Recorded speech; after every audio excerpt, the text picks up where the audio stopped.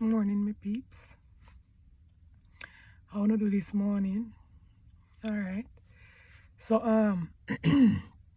as usual, we're going to continue the conversation about child sexual abuse. Lots and lots of things to discuss.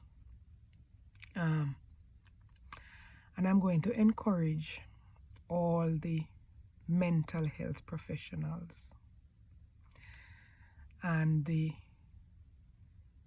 doctors or the people who are well read on the subject. So if you're a counselor, if you are learned in psychology,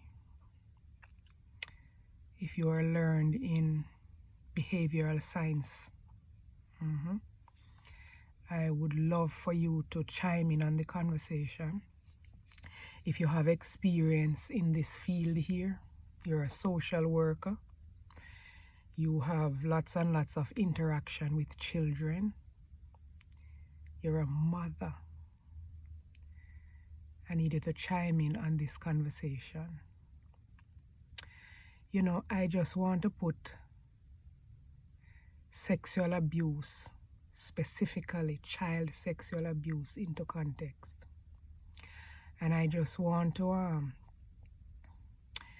say that child sexual abuse is any sexual activity with a child, whether it is fondling, it is oral or genital touching, whether it is with hand or tongue or anything, intercourse or any sexual exploitation of a child falls in this category. Yeah. So I want to talk to the mothers this morning, and I'm speaking to the mothers specifically because I recognize that there are so many issues with the mothers, either refusing to speak or feel that they don't have enough courage to speak. And I'm going to deal with the refusing to speak part, and I'm going to call you out, mommy. Yes, mommy. Your daughter or your son being abused is not cause for you to keep quiet by choice. And when I talk about by choice, I mean that you have been made aware and you deliberately keep quiet because of a number of reasons. And the one I want to call out is because you want to, you don't want to hurt the man's feelings. Yes, mommy, you do that. And the other one that I want to call out is that you're afraid him withdraw the financial support. Yes, mommy. So you keep quiet. The other side of the coin is that mommy is afraid to speak because of fear. Fear of the embarrassment that comes with it, because there is. The kind of guilt that comes with it, both on the part of the child and the part of the mommy. The mommy feels guilty that she has not done enough to protect this child, so she stay quiet to protect herself because she don't want the embarrassment.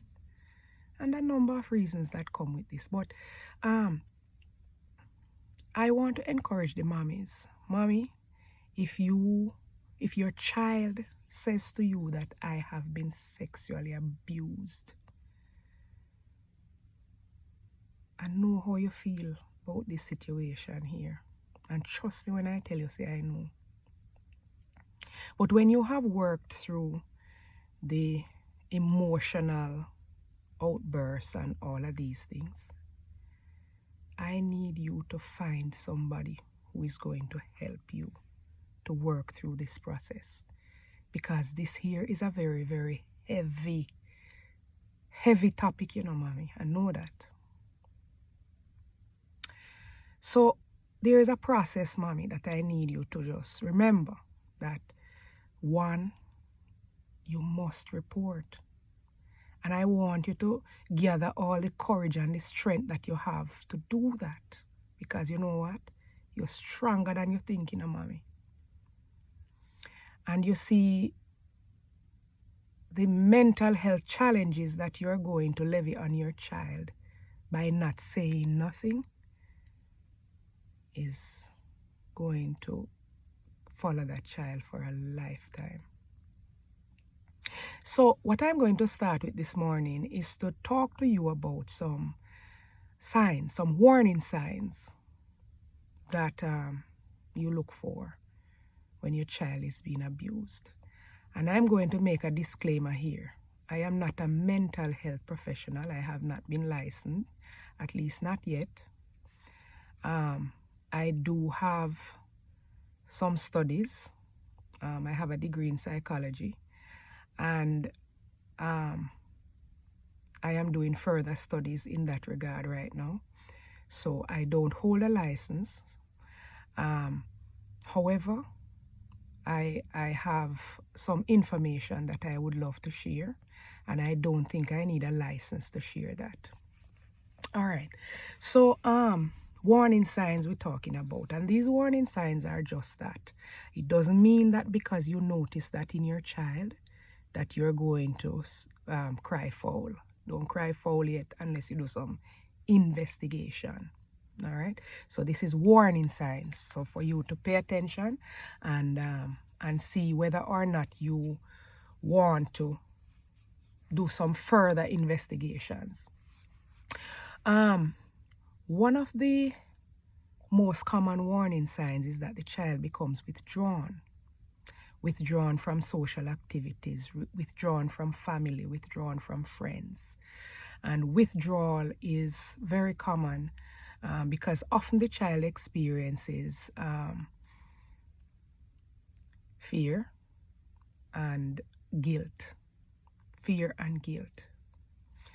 And so if you had a very vivacious and bubbly child and you notice that all of a sudden this child becomes very quiet, or whenever certain people come around, they go and hide, then that is cause for concern that we need to pay attention to. The other thing that I want us to pay attention to is change in behavior. Yeah, we just pointed out one a while ago. Child becomes quiet. But not only that, change in behavior in respect to anger. Child was nice and calm, and then the child becomes angry about everything. Another thing is that child becomes very, very quiet. Yeah. And then we have hyperactivity. You know, they were quiet and then they come extremely hyperactive. They got to keep going. They can't stop. And that is some of the things that they do to try to deal with what is going on in their head. Every child is different. Every child is going to react differently. Not all these signs are generic to all children. You have to know when to seek help. And again, I spoke in a couple of videos before. You got to get to know your child. So, hostile behavior, change in performance at school. They used to be an A student, and all of a sudden it's pure F them getting. Something is wrong. Another thing that I want us to look for is the anxiety. Unusual fears. They are having issues because they are not sure how to deal with the things that are going on. You know, so that my son just came in on my video. So I'm going to let him just go lie down and I'll be right back with you, okay? So the unusual fears, the sudden loss of self-confidence. You know, we know our children. I'm gonna do another video with a young girl that I met. Her name is Emilia Salmon. She's in the UK. And when I tell you that my heart is so glad with this young lady, she's bursting with confidence. And she's a writer. And I'm going to put Emilia in the spotlight. All right, back to the conversation. So that sudden loss of confidence, you should be able to notice that offhand, because as I said, you have your child. You should be paying attention to your child. And then teachers, you have a very, very important part to play in this as well. Pay attention to the frequent absences from school.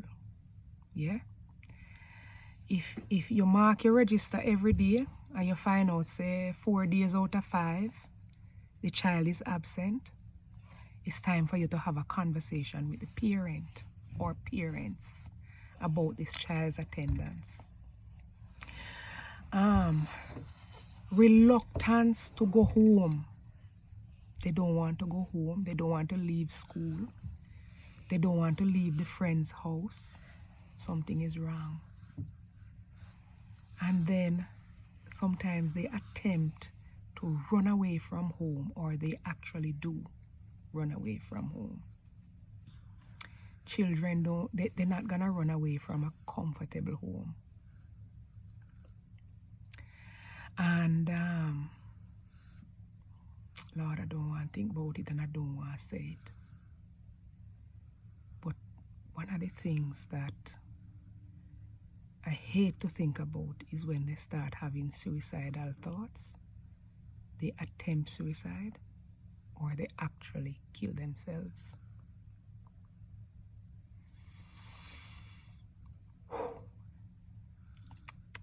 Self-harm. Self-harm, they cut themselves, they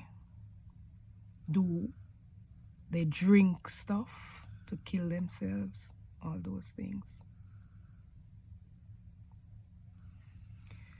So mommy, daddy, if you bathe in your child and you see blood on the underwear, if you notice that they are performing or attempting to perform sexual acts on other children, somebody kind of grooming them, and you want to investigate that. The subject here is kind of hard to just do in one sitting. So we're going to do this in series, because I know that the information is out there, but I don't know that everybody has the drive to go and search for it. So I have no worries bringing it to you. And I want you to share the information to the mothers, to the teachers, to the friends, to the fathers, to everybody who will listen, because we must talk about this subject and we can't take it lightly.